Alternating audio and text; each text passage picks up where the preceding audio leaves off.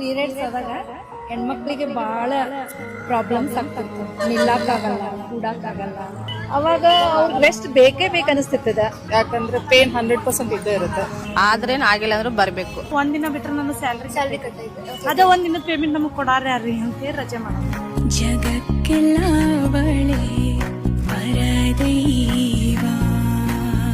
Ministerial leave ಅಂತ ಹೇಳಿ ವರ್ಷದಲ್ಲಿ 12 ದಿನ ಪೇಡ್ ಲೀವ್ ಅಂತ ಹೇಳಿ ಒಂದು ಹೊಸ ಪಾಲಿಸಿ ಸರ್ಕಾರ ಕ್ಯಾಬಿನೆಟ್ ಒಪ್ಪಿಗೆ ಕೊಟ್ಟಿದೆ.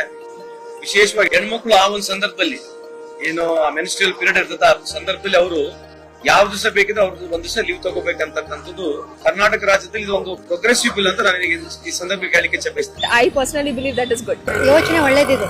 ಇದು ವಿಚಾರ ಮಾಡಿದ್ದವ್ರು ಬಹಳ ಒಳ್ಳೇದೆ. ಇವತ್ತಿನವರೆಗೂ ಯಾರು ಯೋಚನೆ ಮಾಡಿಲ್ಲ, ಇವರೇ ಫಸ್ಟ್ ಯೋಚನೆ ಮಾಡಿರೋದು.